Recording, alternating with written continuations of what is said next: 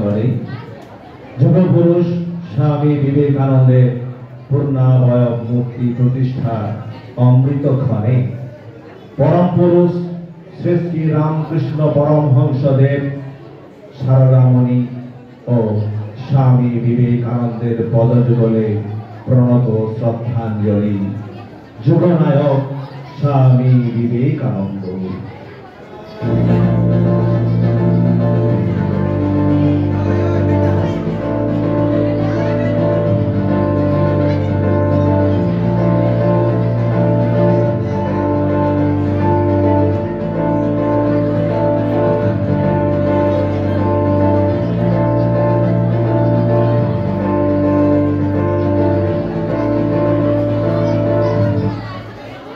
আজ থেকে প্রায় 150 বছর পূর্বে এই বাংলার বুকে এক অত্যাশ্চর্য অতিমানব তার স্বল্প পরিসর জীবনে আসমুদ্র হিমাচল পরিক্রমণ করে বজ্রকণ্ঠে দেশের যুব শক্তিকে জাগ্রত করার উপযুক্ত মানুষ গড়ার ব্রত ঘোষণা করেছিলেন।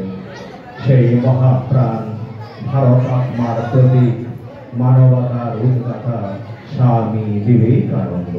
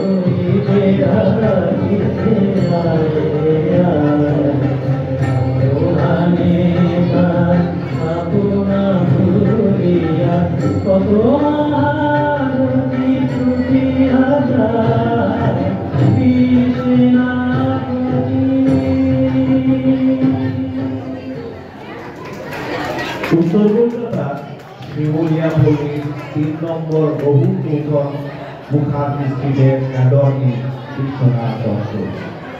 বিশ্বনাথ দত্তের স্ত্রী ভুবনেশ্বরী দেবী ছিলেন বুদ্ধিমতী ও দেবভক্তি পরায়ণা। তার প্রথম সন্তান একটি ছেলে এবং দ্বিতীয় সন্তান একটি মেয়ে শৈশবেই মারা যায়। তাই মন প্রাণ ভেবে দেবাদিদেব শিবের কাছে মানব করে পেয়েছিলেন এক সবল গৌরবর্ণ উদ্ভাসিত নয়নের শিশু। তাই ছোটবেলায় তার নাম রাখা হয় বিদেশ্বর। এই নামটাই মুখে মুখে হয়ে দাঁড়ালো বিয়ে।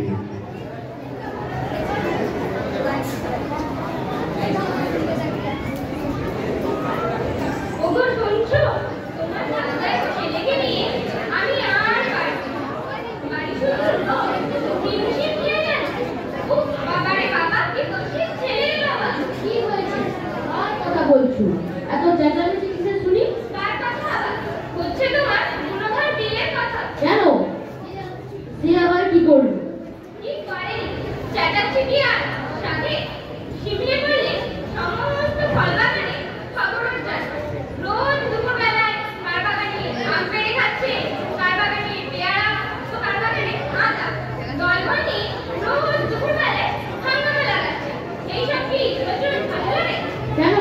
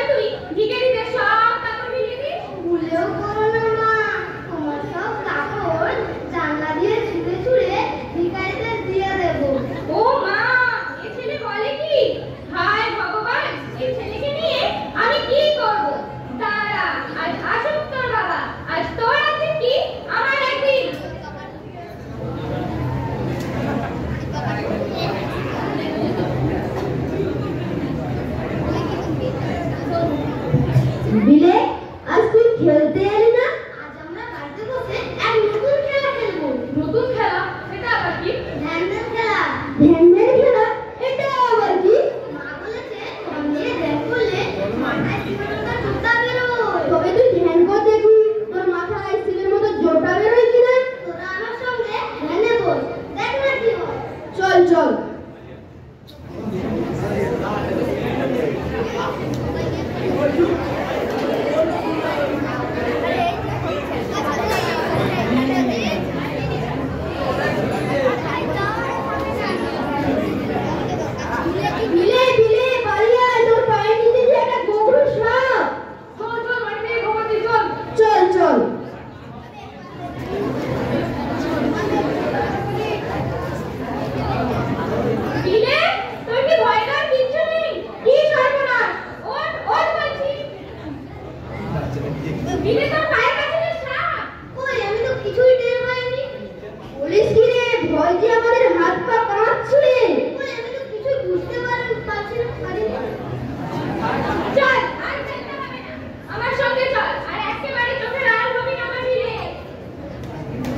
এই হলেন বিলে, ঈশ্বরের অপরিমিত শক্তি, অনন্ত সম্ভাবনা তার মধ্যে সজ্জিত ছিল বলে ধ্যানস্থ অবস্থায় তিনি বাহ্য জ্ঞান শূন্য হতে পেরেছিলেন। স্কুল জীবন শেষ করে কলেজ জীবনে প্রবেশ করেন তিনি। এখন তিনি বিলে থেকে নরেন্দ্রনাথ দত্ত। কলেজে বিয়ে পড়াকালীন জীবনের কঠিনতম সময়ে নরেন্দ্রনাথ দক্ষিণেশ্বরে ভবতারিণী মায়ের পূজারী শ্রী রামকৃষ্ণ পরমহংসদেবের সঙ্গে সাক্ষাৎ করেন। ঈশ্বরের অস্তিত্ব জানার জন্য নরেন্দ্রনাথ ব্যাকুল হয়ে পড়েন। নরেন ঘুমিয়েছিলেন নিজের মধ্যে, সে ঘুম ভাঙল পরশমণির ছোঁয়া।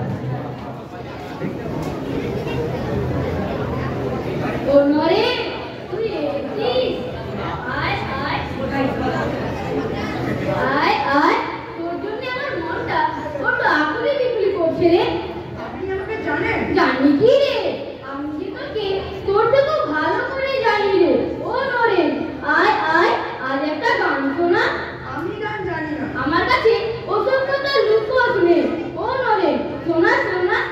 তবে শোনাচ্ছি।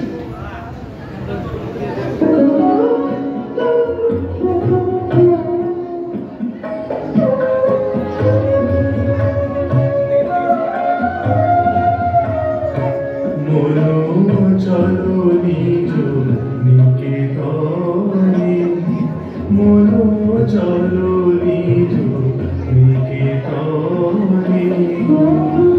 সংসার বিদেশে বিদেশীর বেশে কেন অকারণে। সংসার বিদেশে বিদেশীর বেশে কেন অকারণে। মনো চলো নিজ নিকেতনে, মনো চলো নিজ নিকেতনে।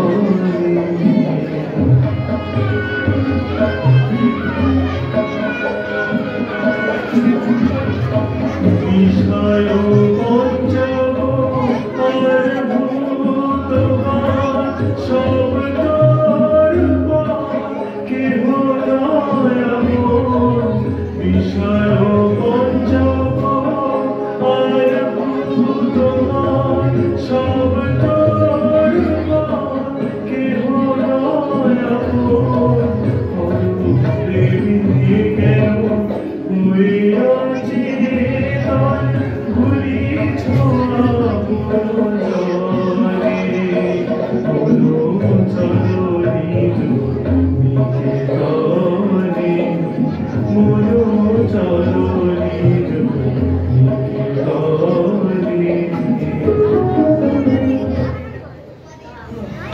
আপনার কাছে আমার একটি প্রশ্ন আছে। শুধু একটি প্রশ্ন? বল বল। দেখেছেন? দেখেছি কি রে? আমি তার সঙ্গে রোজই কথা কই। তুইও দেখতে পাবি, কথা বলতে পারবি। কোথায়? আমাকে দেখাও তো দেখি। তুই তাকে দেখবি? আয় নরেন আয়, আমার কাছে আয়।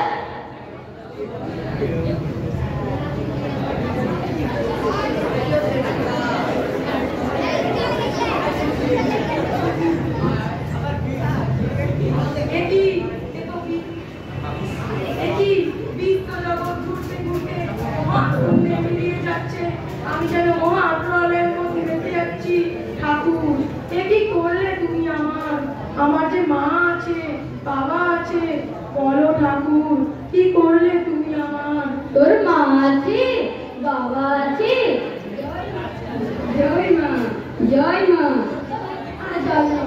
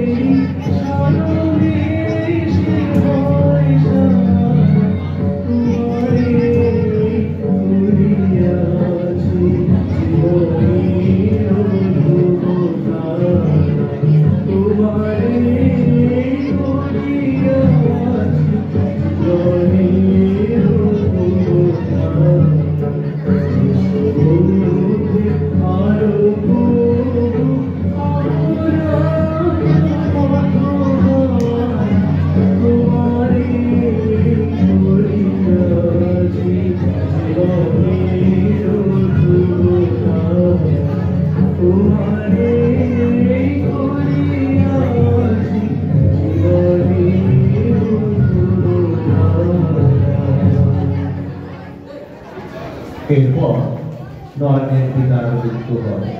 সংসারের দায় দায়িত্ব এসে পড়ে নয়নের উপর। সংসারে চরম দারিদ্রতা, মা ও ছেলে দুবেলা খাবার জন্য তাদের সন্ধানে সারা দিন কলকাতার অফিস পাড়ায় ঘুরে চলেছেন তিনি। এমন অবস্থায় একদিন এলেন আত্মীয়দের কাছে।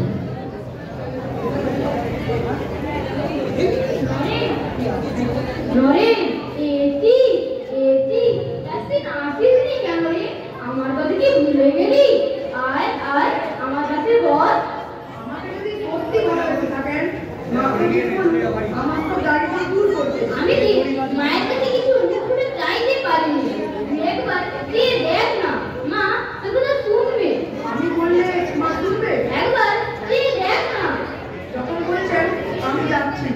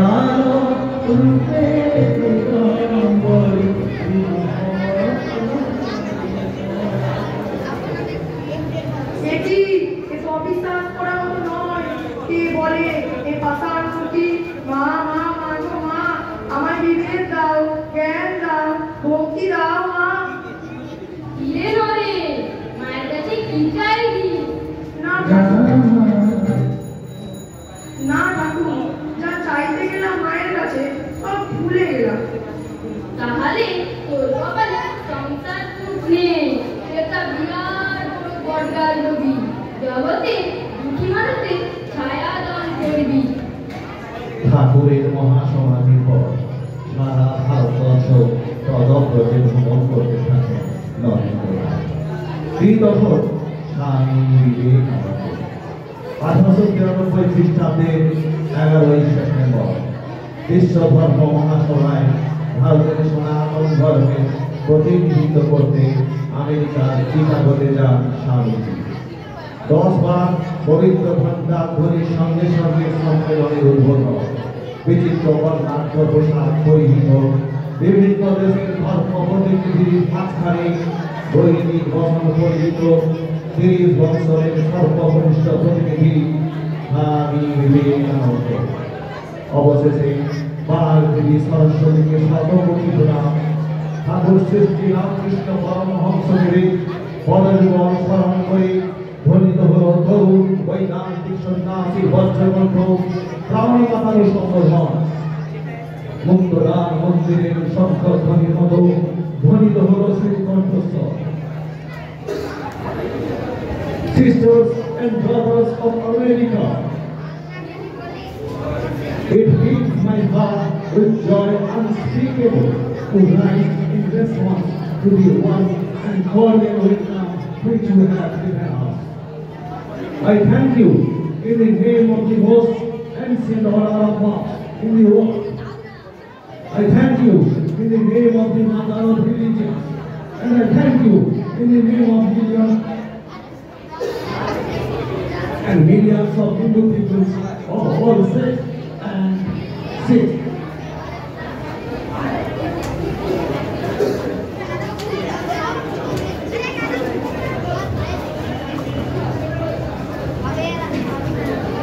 হাজার হাজার শ্রোতা প্রচন্ড বড়দারিতে প্রেক্ষার দিকে যেন মহাসমুদ্রের গর্জন। সমস্ত প্রেক্ষাগৃহ পূর্ণিমার স্রোতের মতো মঞ্চের দিকে এগিয়ে আসতে থাকলো। উষ্ণ আলিঙ্গনে স্বাগত জানালো জ্যোতির্ময়ী সন্ন্যাসীকে।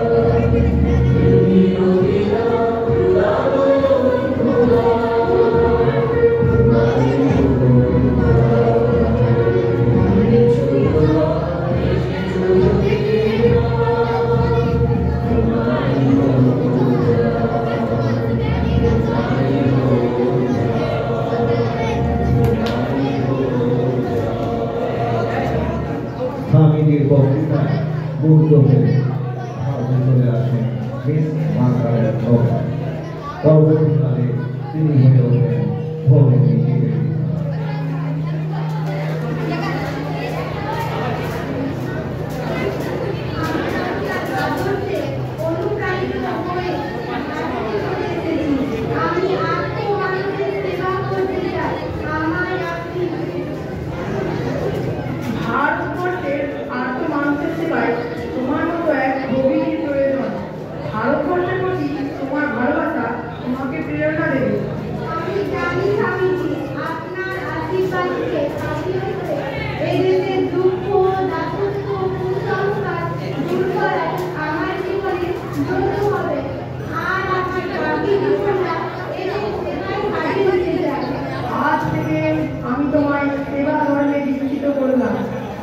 দিলাম নিবেদিতা।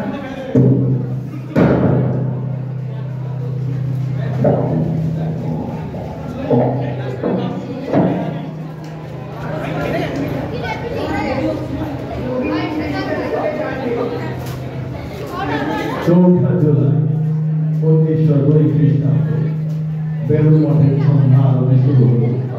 স্বামীজি বৈদিক বস্ত্রের উপর শুয়ে আছেন। মহেন্দ্র ডাক্তার এসে দেখেন স্বামীজি ইহলোকে আর নেই, তার দেহাবসান হয়েছে। অনন্ত সন্ধ্যা বরাবর সর্বত্যাগী এক সন্ন্যাসী স্বামী বিবেকানন্দ সার্থক হয়েছে তার অস্তিত্বের কথা। ডক্টরজি শিবের মহতি তত্ত্বকে কর্মে রূপান্তরিত করেন স্বামীজি। তিনি আধ্যাত্মিকতার সঙ্গে সমাজ পাঠের মিলন ঘটিয়ে মানবতার জয় গান দিয়েছেন। হে ভারত, ভুলিও না নির্যাতি মূর্খ দরিদ্র অজ্ঞ মুচি মেথর তোমার রক্ত তোমার ভাই। হে বীর, সাহস অবলম্বন করো, সতর্কে বলো আমি ভারতবাসী। ভারতবাসী আমার ভাই। বলো মূর্খ ভারতবাসী, দরিদ্র ভারতবাসী, ব্রাহ্মণ ভারতবাসী, চন্ডাল ভারতবাসী আমার ভাই। তুমিও পবিত্র বস্ত্রাবৃত হইয়া সদর্পে ডাকিয়া বলো ভারতবাসী আমার ভাই, ভারতবাসী আমার প্রাণ। ভারতের দেবদেবী আমার ঈশ্বর, ভারতের সমাজ আমার শিশু সরকার, আমার যৌবনের উপর, আমার বার্ধক্যের বারাণসী।